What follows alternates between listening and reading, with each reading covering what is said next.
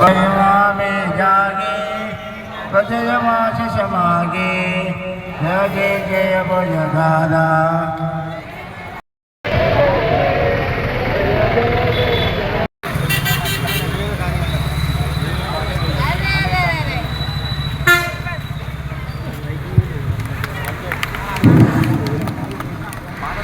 जनगणना పెట్టనే హలో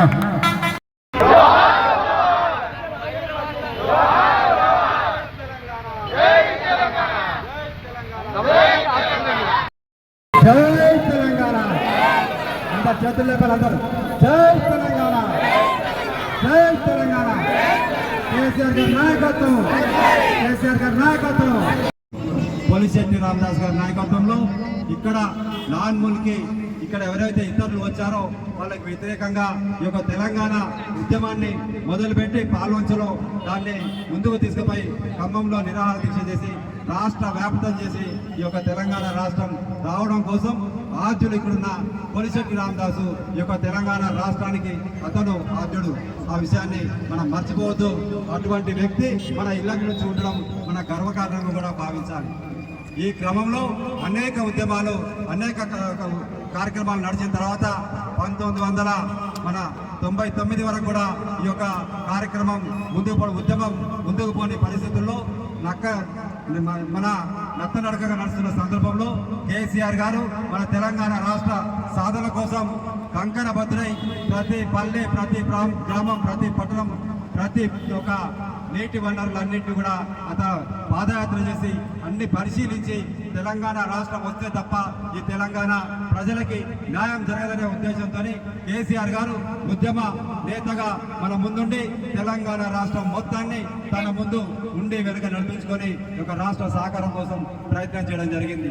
ఈ యొక్క రాష్ట్ర సహకారంలో 2001లో మొదట మన తెలంగాణ రాష్ట్ర సమితిని స్థాపించుకొని తద్వారా జరిగిన తొలి నాళ్లలోనే ఈ యొక్క జరిగిన స్థానిక సంస్థల ఎన్నికల్లో సుమారు 100 జెడ్పీటీసీలు 3000 సర్పంచ్ స్థానాలు గెలుచుకొని ఇక్కడ విజయకేతనం ఎగరేసి ఈ యొక్క ఉద్యమాన్ని ముందుకు నడపడం జరిగింది.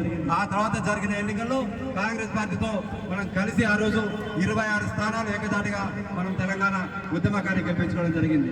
ఈ క్రమంలో అన్ని పార్టీలను కేసీఆర్ గారు కలుపుకొని తెలంగాణ రాష్ట్రాన్ని సాధించడం కోసం తన ముందుండి ఈ యొక్క ఉద్యమాన్ని ముందుకు తీసుకుపోయి పార్లమెంటు మెడలు వంచి మన అంబేద్కర్ గారు ఏదైతే 3వ అధికారం ప్రకారం తెలంగాణ రాష్ట్రం ఇవ్వాలని చెప్పారో ఆ అధికారం ప్రకారం మాకెందుకు ఇవ్వరని చెప్పి నిర్దేశి తెలంగాణ రాష్ట్ర సహకారం కోసం ప్రయత్నం చేయడం, ఆ ప్రయత్నము సఫలం కావడం 2014లో జూన్ 2 నాడు తెలంగాణ రాష్ట్రాన్ని మనం తీసుకొని ఇవాళ తెలంగాణ రాష్ట్రాన్ని మళ్ళా ప్రజలు ఎవరైతే ఉద్యమ నాయకులను వాళ్ళ చేతుల్లోనే పెట్టి ఈ యొక్క తెలంగాణ రాష్ట్రాన్ని ముందుకు నడపడం జరిగింది. ఈ క్రమంలో అనేక సంక్షేమ అభివృద్ధి కార్యక్రమాన్ని ముందుకు తీసుకుపోవడం.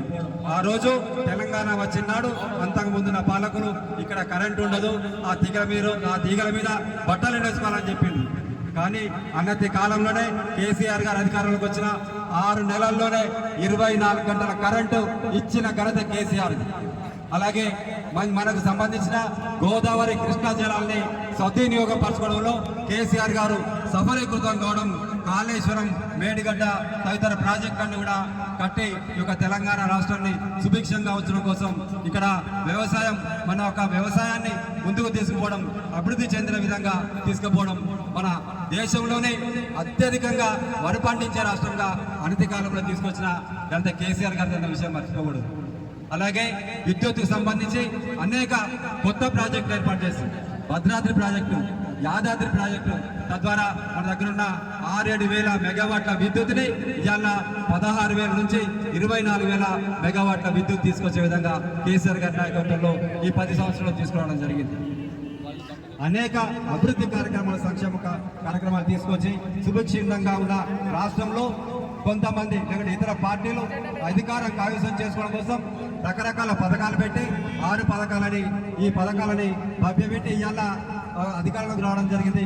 అధికారం వచ్చిన అనతి కాలంలోనే మన కరెంటు కష్టాలు కనపడతా ఉన్నాయి, మంచినీటి కష్టాలు కనపడతా ఉన్నాయి. వాళ్ళు ఇచ్చిన హామీలేవి నెరవేర్చే పరిస్థితిలో లేదు, ఏ హామీ నెరవేర్చిన పరిస్థితి లేదు. ఇలా కరెంట్ అన్నారు, ఎండాకాలం వచ్చింది కరెంటు లేదు, మీకు 200 దాటింది కరెంటు, మీకు సబ్సిడీ రాదు. అలాగే అన్ని రకాలు కొత్త కార్డులు అని చెప్పారు. కొత్త కార్డులు ఇప్పటిదాకా రాలేదు. 2500 మహిళలకు ఇస్తామని చెప్పారు, ఇవ్వలేదు. మన పెద్దోళ్ళకి అవ్వకి ఏకి 4000 రూపాయలు పెన్షన్ ఇస్తామన్నారు, ఇవ్వలేదు. అనేక అభివృద్ధి సంక్షేమ పథకాలు కాకుండా వాళ్ళు ఇచ్చిన హామీలు కానీ నిరుద్యోగ భృతి కానీ ఏది ఇవ్వకుండా ఇలా కాంగ్రెస్ ప్రభుత్వం